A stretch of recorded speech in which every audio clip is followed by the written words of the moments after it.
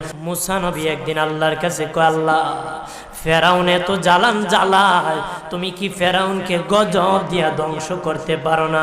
আমার আল্লাহ কয়, মুসা আমি ফেরাউনকে 4টা কারণে গজব দেই না। কয় কারণে? ফেরাউনকে 4টা কারণে গজব দেই না।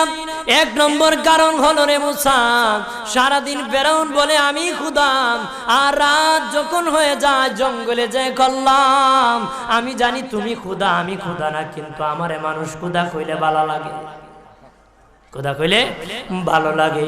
প্রভু তাই তুমি বিরক্ত হইয়া আমার উপর গজব দিও না। আল্লাহ বলে, মুসা রে, ওই ফেরাউনের রাত্রির দুয়ার কারণে আমি আল্লাহ তার উপর গজব দেই না।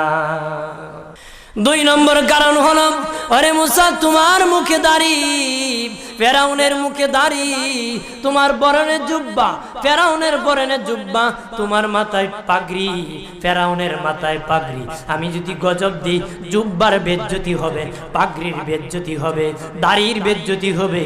মুসা রে, ওই জুব্বার পাগড়ির ইজ্জত রক্ষার কারণে আমি আল্লাহ ফেরাউনকে গজব দেই না।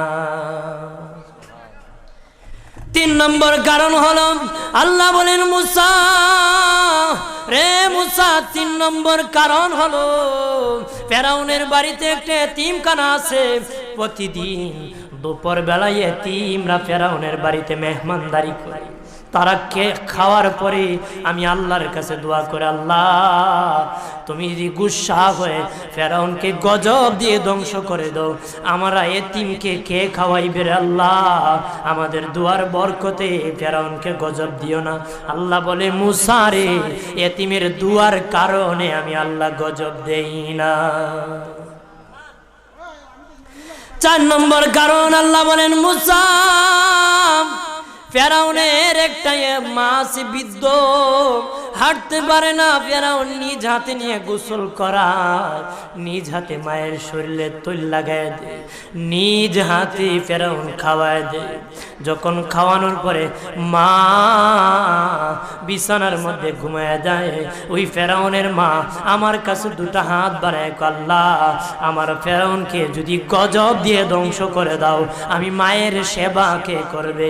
আল্লাহ বলেন, মুসা রে, ফেরাউনের মায়ের দুয়ার কারণে আমি আল্লাহ গজব দেই না।